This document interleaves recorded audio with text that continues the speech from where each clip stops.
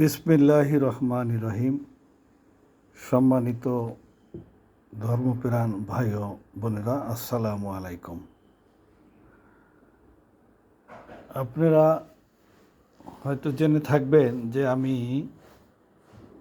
Voice record, video record এবং live এগুলো করে থাকি। এগুলোর মূল উদ্দেশ্য হলো কিছু কথা মানুষকে বলা, বোঝানো এবং এর ভিতরে নিজের একটা বুঝ আসবে। এটা আমি যে একটা খুব ভাইরাল হতে চাচ্ছি সেটা নয়। বাল্লিগু আন্নি ওয়ালাউ আয়া, আল্লাহ রাসূলের একটি বাণীও যদি তুমি শুনে থাকো, জেনে থাকো, সেটা মানুষের মাঝে প্রচার করে দাও, পৌঁছিয়ে দাও।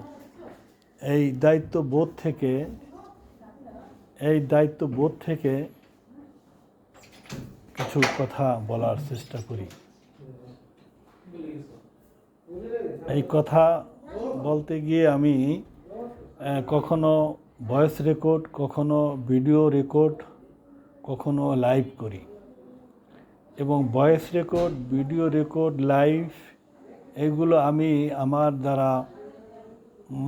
আমার যারা ফলোয়ার্স, আমার যারা ফেসবুক ফ্রেন্ডস আছে, তাদেরকে আমি মেসেঞ্জারে এবং হোয়াটসঅ্যাপে পাঠিয়ে দিই। মেসেঞ্জার এবং হোয়াটসঅ্যাপ থেকে কে কতটুকু বিষয়টা শুনে নেয় বা জেনে নেয় এটা আমার জানা নেই। তাই আমি একটা ইউটিউব চ্যানেল খুলেছি। ইউটিউব চ্যানেল, যেই চ্যানেলটার নাম হলো খান লাইভ। এই ইউটিউব চ্যানেল আপনি যদি ইউটিউবে গিয়ে খান লাইভ লিখে সার্চ করে আমার চ্যানেলটা পাবেন। এবং এই চ্যানেলটায় যদি আপনি সাবস্ক্রাইব করলে আপনি আপনার লাইভ এবং ভয়েস রেকর্ড, ভিডিও রেকর্ড আপনি আমার চ্যানেলে শুনতে পাবেন, দেখতে পাবেন। এই তো তখন আর আলাদা করে হোয়াটসঅ্যাপ এবং মেসেঞ্জারে পাঠাতে হবে না। এখন এখানে আমরা অতি বেশি চালাক যারা, বেশি জ্ঞানী যারা, তারা মনে করি যে আমি যদি সাবস্ক্রাইব করি তাই উনি বোধহয় লাখ লাখ টাকার মালিক হয়ে যাবে। না, লাখ লাখ টাকার মালিক হওয়ার সুযোগ নাই। লাখ লাখ টাকার মালিক হওয়ার জন্য আমি এটা করছি না। আমি এটা করছি যাতে এই কথাগুলো সকলের সাথে আমি শেয়ার করতে পারি। লাখ লাখ টাকার মালিক হওয়ার সুযোগ নেই। লাখ লাখ টাকার মালিক যদি হই তাহলে আপনাকে অর্ধেক দিয়ে দেবো, সমস্যা নাই। এই চিন্তা ভাবনা করে অনেকে, যাদের মন দুর্বল, তারা সাবস্ক্রাইব করতে চায় না। আর এক শ্রেণীর লোকেরা, তারা মহাজ্ঞানী। তারা আবার ভাবে যে উনি কোন কথা বলে, কোন কথার ত্রুটি ধরে ওনাকে আবার ডাকে, ওই সাথে আমি সাবস্ক্রাইব করলাম, আমারও আবার জেল হাজতে ঢুকায় নাকি। এরকম চিন্তা ভাবনা করলে রাস্তায় চলা যায় না। রাস্তায় হাঁটতে গেলে মানুষ পা ফসকে পড়তেই পারে। তবে আমি সচেতন হয়ে হাঁটব। আমার একটা ভিডিও ভয়েস রেকর্ডে আপনি সাবস্ক্রাইব করলে আপনার জেল হাজত হবে, এই চিন্তা ভাবনা যদি কারো থাকে, তার কাছে আমি ক্ষমা চাই। তার দরকার নাই, চ্যালেঞ্জ করার কোনো দরকার নাই। আমি দেশদ্রোহী, রাষ্ট্রদ্রোহী কোনো কথা বলতেছি না। বিগত সরকারের বিরুদ্ধেও কোনো কথা বলি না, বর্তমান সরকারের বিরুদ্ধে কথা বলার কোনো প্রশ্নই ওঠে না। হ্যাঁ, তবে কিছু পলিটিক্যাল ডিসকাশন, বিশ্লেষণ তো আসতেই পারে। পলিটিক্যাল বিশ্লেষণ যদি আসে, সেটা তো অগ্রহণযোগ্য কথা নয়। এখন আমি যদি এভাবে বলি কথাটা, যে জামাত ইসলাম অত্যন্ত ভালো একটি প্রিয় সংগঠন এবং অত্যন্ত পুরাতন সংগঠন। আওয়ামী লীগের পরেই জামাত ইসলাম এবং সমান তার বয়স। এই আওয়ামী লীগ তো বহুবার ক্ষমতায় গেল, দেশ পরিচালনা করলো, কিন্তু জামাত ইসলাম তো একবারও ক্ষমতায় যেতে পারলো না। এই কথাটা বললে কি আমি পলিটিক্যাল কথা হয়ে যাবে? এটা রাজনৈতিক বিশ্লেষণ আমি করতেই পারি। এবং তারা 54 বছরে একবারও ক্ষমতা যেতে পারে না। শুধু ক্ষমতায় যেতে পারা না, তাদের অনেকেই জামানতও ফেরত পায় না। কিন্তু এরপরও কিন্তু তারা পথে হেঁটেই যাচ্ছে, তাদের কোনো পদস্খলন ঘটে না। ভালো কথা, এটা ভালো কথা। কিন্তু তাদের কারণে তাদের সফলতা কি আসছে? সফলতা যদি বলি তাহলে ওই কয়টা লোকে ফাঁসি ব্যবস্থা করছে।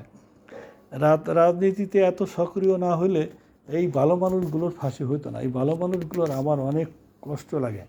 আর এই ভালো মানুষগুলো এই ফাঁসির কারণে বেহেশতে যাবে, এরকম বোকা আশা কেন করা হবে? বেহেশতে যাবে তাদের নেক আমলের কারণেই। এই ফাঁসির কারণে কি বেহেশতে যায় নাকি? এটা কি শাহাদাতি মৃত্যু হয়েছে? আমি একজন পলিটিক্যাল লিডারের নেতার কথা বলবো, জামাত ইসলামের, নাম উল্লেখ করবো না। সে কোটি কোটি টাকা ব্যয় করছে তার ফাঁসি ফিরানোর জন্য। ফাঁসি যদি তার শাহাদাত মনে করতো তাহলে তার ফিরানোর চেষ্টা করতো না। এরকম বহু জামাতের নেতারা ফাঁসি ফিরানোর চেষ্টা করছে। ফাঁসিকে যদি তারা শহীদই মনে করতো তাহলে তার ফিরাতো না। একজন নেতা জামাতের তার ফাঁসি হয়েছে, সে বহু লোককে বড় লোক বানাই দিছে। তার কাছে যদি রাস্তার ভিক্ষুকে বলতো, দেখি আপনার জন্য আমি কিছু করতে পারি কি না, অমৃতারে ভিক্ষার নামে 5 লাখ টাকা দিয়ে দিছে। তো এরকম বহু নদীর আছে, কিন্তু সেইটা বলার কথা না। এখন কথা হলো যে মানজাদা ফাওয়াজাদা, যে চেষ্টা করলে পাবে, ওরা এখনও পায় নাই। এখন যে যেরকম কাজ করবে সেই সেরকম কাজের কর্মফল ভোগ করবে। আওয়ামী লীগ রাষ্ট্র পরিচালনা করছে এতদিন পর, এখন তার আবার এই পরিণতি আসছে। বিএনপিও রাষ্ট্র পরিচালনা করছে, জাতীয় পার্টিও রাষ্ট্র পরিচালনা করছে। সকলের এই পরিচালনার ফল সুফল মানুষ ভোগ করছে। আপনারা লক্ষ্য করছেন, প্রতি বছর রমজান মাস আসলে ঢাকঢোল পিটিয়ে আগেই বলে যে এবার রমজানের দ্রব্যমূল্য যাতে সহনীয় থাকে আমরা সেই ব্যবস্থা করব, কোনো প্রকার সন্ত্রাসী কার্যকলাপ না হয় আমরা নিরাপত্তার চাদরে ঢেকে দেব, নিঃছিদ্র নিরাপত্তার ব্যবস্থা করব। এই নিঃছিদ্র নিরাপত্তার ব্যবস্থা কথা বলে, কিন্তু তারপরে ছিদ্র মানে কি, জায়গায় জায়গায় বড় ধরনের বোকলা হয়ে যায়।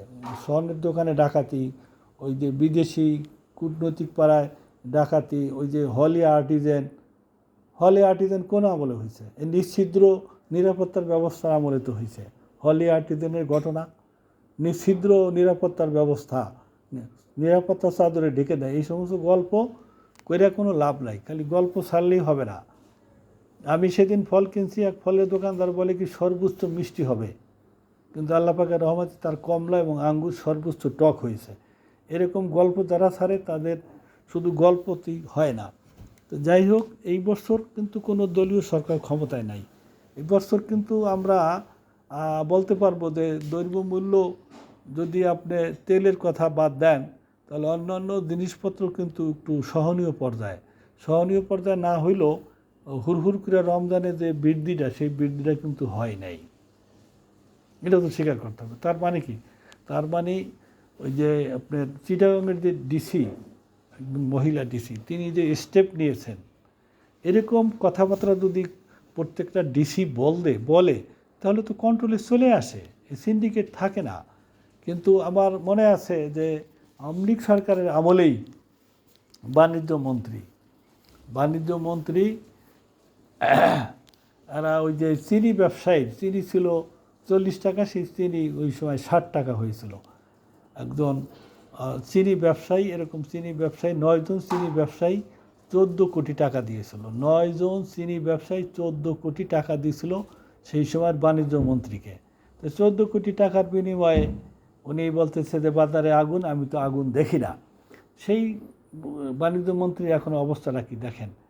যাই হোক, আমি এইভাবে বিশ্লেষণ করব না। আমি যে কথাটা বলতে চাই যে রোজার মাস আমরা একটু সহনশীল হই, একটু ধৈর্যশীল হই। রোজার মাসে শয়তানকে জিনজির দিয়া শিকল দিয়ে বেঁধে রাখা হয়, এটা হাদিসের কথা, হাদিস তো ভুল না। কিন্তু বাংলাদেশে তো শয়তানের কার্যক্রম আরও বেশি। তো সেখানে আমি বলি যে এই রমজান মাসে শয়তান ঠিকই বাধা থাকে, কিন্তু ওই শয়তানের রূপ ধারণ করছি আমরা মানুষ এবং জিন। বাংলাদেশে এরা শয়তানের রূপ ধারণ করছি, শয়তানের বংশ বিস্তার হয়েছে আমাদের দ্বারা। অশ্লীল কার্যকলাপ, মানুষকে ঠকানি, মাপে কম দেওয়া, এইগুলো সূরা মুতাফফিফিনে মাপে কম দেওয়া। ওয়াইদা কালুহুম আওয়া দানুহুম ইউকসিরুন, ওয়াইদা তালু আলান নাস ইয়াস্তাফুন, যখন মাপ দিয়া মাল নেয় তখন ইয়াস্তাফুন বেশি বেশি করে নেয়। ওয়াইদা কালুহুম আওয়া দানুহুম ইউকসিরুন, যখন মাপ দিয়া একজনকে দেয় তখন সে কম দেয়। এই হলো আমাদের দেশের ব্যবসার একটা কৌশল। তো এইগুলো থেকে আমরা যাতে বিরত থাকি, রমজান মাস আমাদের পড়তে হিংসা, পরশ্রী কাতরতা, হিংসা, বিদেশ রেশি, মালে কম দেওয়া, ভেজাল দেওয়া, অনলাইনে জিনিসপত্র দেখায় একটা, দেয় আর একটা। কত সুন্দর ঘি দেখায় 1400-1500 টাকা কেজি রাখে, কিন্তু দেয় আর একটা। আমি একটা ব্লেন্ডার কিনেছি, ঈদের খোয়া ডাইরেক্ট গুঁড়া করে আমাকে দেখাইলো, কিন্তু ওইটা আমাকে দিল সেটা দিয়ে আমার পেঁয়াজও ব্যালেন্ড হয় না। তাহলে কি দেখাইলো আর কি দিল? নিশ্চয়ই যেটা দেখাইছি সেটা দেয় নাই, ওটার একটা প্রতিছবি দিয়ে দিছে। এরকম ভেজাল আমরা বাঙালিরা ভরে গেছে গিয়া। আমি এই ব্যাপারে আর কথা বাড়াবো না। আমি সকলের প্রতি আমার শুভেচ্ছা এবং অভিনন্দন থাকবে। রোজার মাস যাতে আমরা শান্তি সুখে থাকতে পারি, এবং রোজার মাসে যেরকম মনোবৃত্তি আমাদের থাকে সারা বছর জন্য এই একই মনোভাব আমাদের ভিতরে বিরাজ করে, এই আশাবাদ ব্যক্ত করে আমি আমার বক্তব্য শেষ করছি। আসসালামু আলাইকুম রহমতুল্লাহ।